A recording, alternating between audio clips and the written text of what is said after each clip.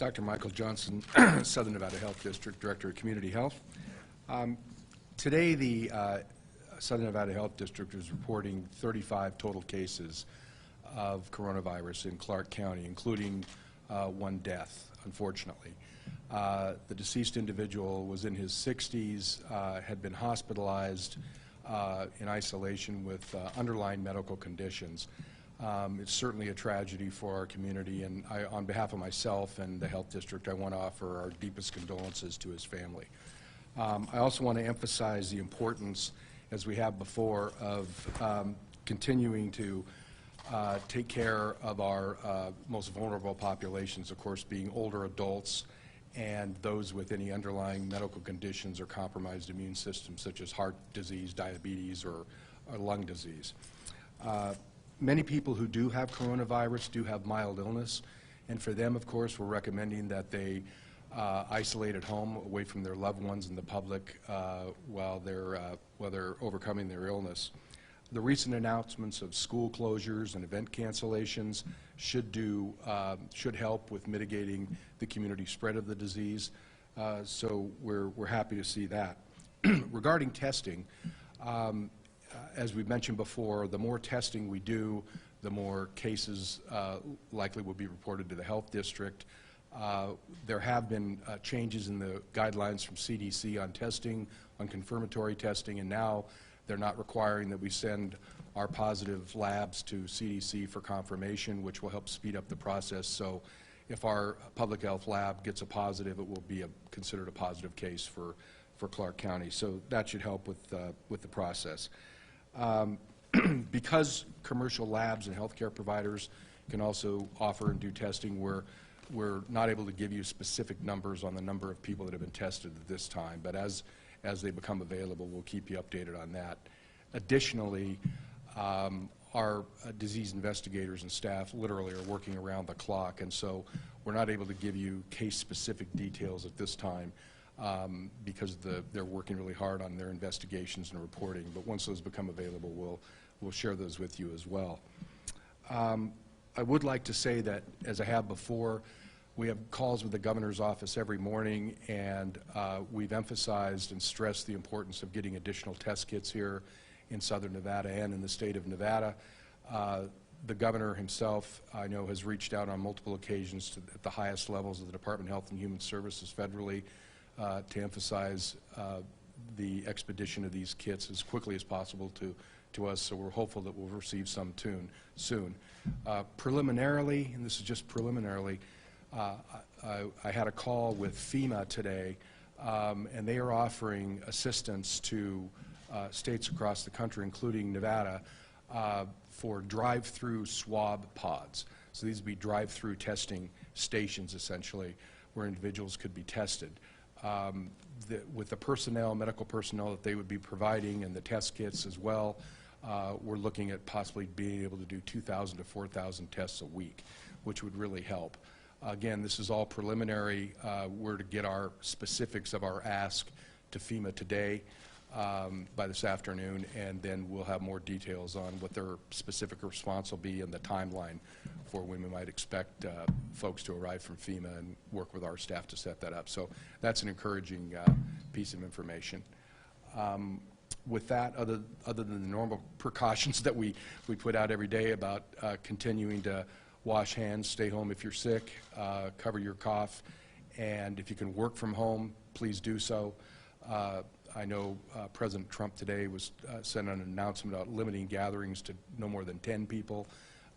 So if you can avoid any kind of mass gathering, we would suggest that you do, and or it be canceled. With that, I'll take some questions. Last week you said we had 1,000 tests here for Clark County. How many do we have right now?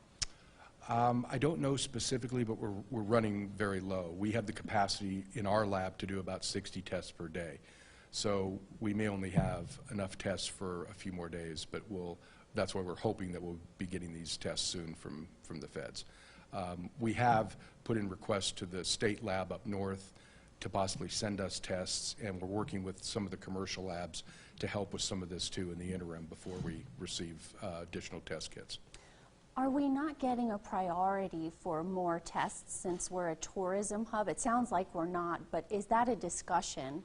That really hasn't come up. I don't think it has anything to do with being a tourism hub. I just think there's many states around the country that are experiencing, this boom in coronavirus cases. So we're one of many that are a top priority and what they would consider a hotspot. So I don't think that we're low on the priority. I just think it's just a lot of requests at once. What additional precautions can we expect to see? I know with President Trump and some of the guidance that just came out indicated in communities with community transmission, bars, So the RJ is here as well asking about precautions. Restaurants, bars, and gyms to be closed or call for their closure? At this point, I don't know, but I would suggest that it's probably likely at some point. That would certainly be the governor's call. What would you say the current risk of infection is now to people in Clark County? Last we heard it was low. What about now? Right now, with the increasing number of cases, as you know, on Friday we had 16 cases, so we've had an additional 19. Now at 35 down here, a total of 45, I believe, in the state. I think we're moving into a moderate risk, which is why many of these event cancellations and elimination of mass gatherings are happening as well, including the schools. And who now should be social distancing? What does that mean and who should be doing it? Everybody should be doing social distancing. What it means is being at least 6 feet from another individual. So practicing not having close contact with people if you do have to go out and be around other people. Not just for people at high risk or higher risk, but everybody. For everybody. For everybody. You mentioned you don't have the total number of tests done here in Southern Nevada yet, but do you have a ballpark of how many the private labs may have done? Any kind of ballpark? I don't right now, but at some point we'll be able to get that information. It's just there's a lot of things moving really quickly, and so I don't have that right now. Is there more of a discussion to expand testing by turning to other labs, even smaller labs other than Quest and LabCorp? There has been some discussion around that, and so we're looking at all of our options to see who can help. And what would you tell someone who is at home watching this right now? Perhaps they've traveled to an area that is one of the hardest hit areas. Perhaps they have an underlying condition. They feel that they need to get a test. What should they do today?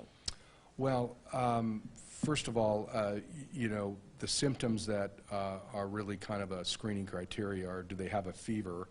Do they have shortness of breath, a cough? And if they have those, they should, if they have a primary care doctor, they should reach out to their primary care doctor, who can also determine whether they need to be tested. And if they do, it would likely be through a commercial lab.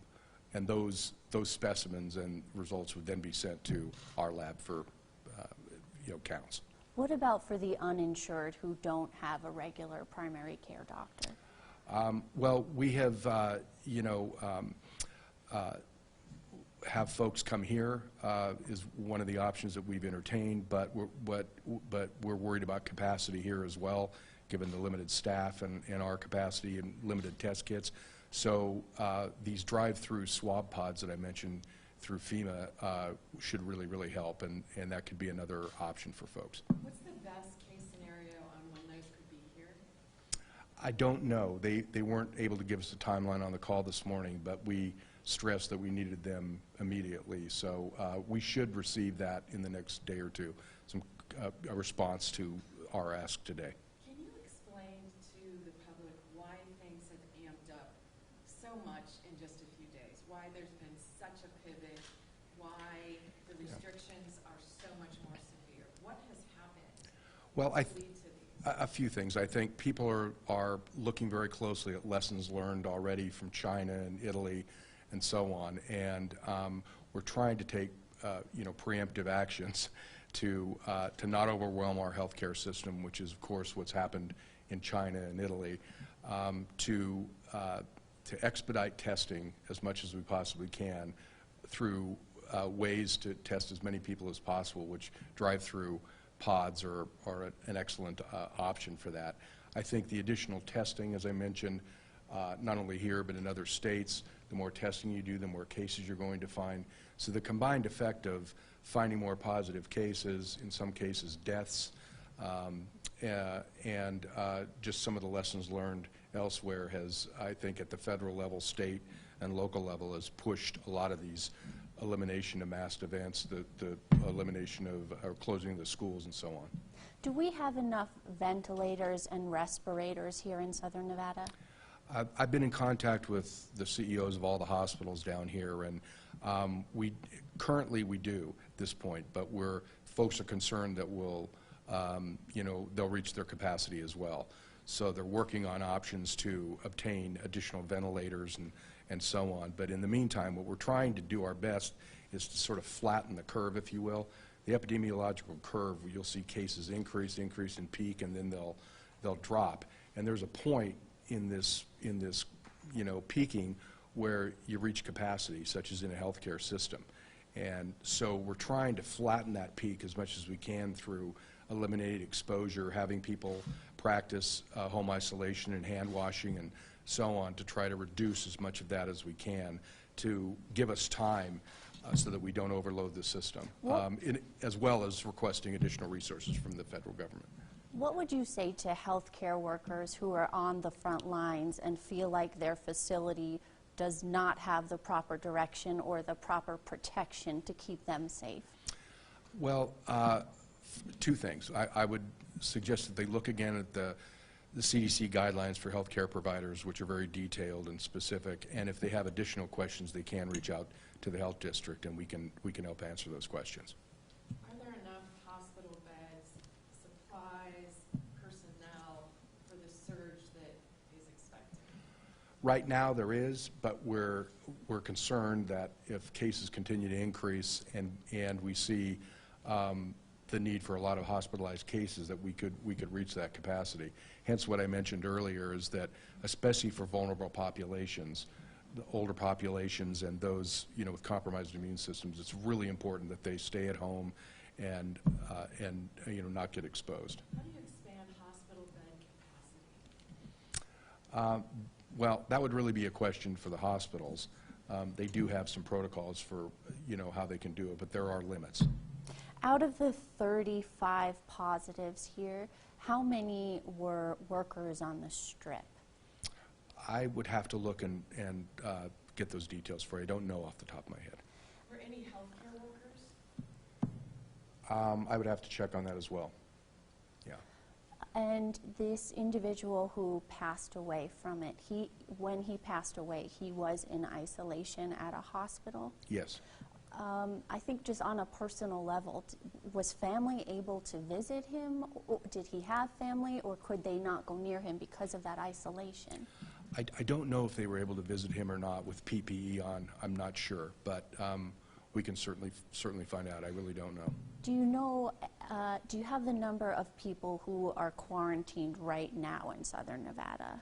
No, we don't, because we've got a lot of people who are self-isolating and so on. So it's just like trying to keep account of how many people have been tested. We don't have all that information coming to us right now. Your medical investigator mentioned last week that there's a shortage of the swabs used for the tests and the viral transport media. I had to Google it, and the tubes. Yes, right. So yeah. Is there still that shortage? What do we do now? Because not only are we short tests, but also this other equipment. Right. I mean, there's the test kits and then the extraction kits, which you're referring to the medium. And so we are out of extraction kits at this point, and that's part of our request, part of our ask.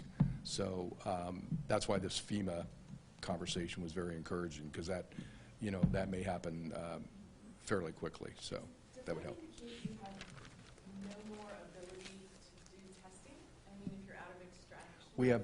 We have very few limited tests left right now. So you're going to be out of ability to test Well, after today? not necessarily, because as I mentioned, we've requested additional help from the state lab. We've requested additional help from commercial labs. So our lab folks are working on that now. So hopefully we'll get some additional tests and extraction kits in the interim till we receive the 20,000 kits we've asked for. And you touched on this earlier, but we're hearing the federal government saying the resources will be deployed to the hardest hit areas. But we don't know if we're a hardest hit area because we can't test people. So what is your concern there that we will not get resources because we don't have these numbers to prove yet? I mean, I believe we'll get resources, and with the number of cases increasing and, you know, a big increase over the weekend, I'm confident that we will get support from the federal government. What do you want to say? We keep hearing about social distancing. You did touch on this also, but waiting in line at the grocery store, waiting in line at a food pantry, you need your food. Maybe you can't afford a delivery. What do you do? You know, we're asking people again to social distance, only go get the necessary things. I know that the governor and actually Marilyn Kirkpatrick has come out and mentioned this as well, that shopping for 3 to 5 times the amount of food that you need is not necessary at this point. It depletes the inventory that stores have. I did see today that some stores are going to shorten their hours a bit to try to help with restocking inventory and so on. But I would just say people limit what they go to get. And stores do deliver. Some stores do deliver, so that if they can have certainly if they're in home isolation or if they just don't want to go to the store, they could look for that option. And I do know pharmacies such as CVS deliver as well. Do you envision a scenario under which grocery stores would close? Not at this point. Are you expecting daycare closures? There is some discussion around that, but I haven't heard a decision yet. And I'm probably going to have to wrap it up, so maybe one more question.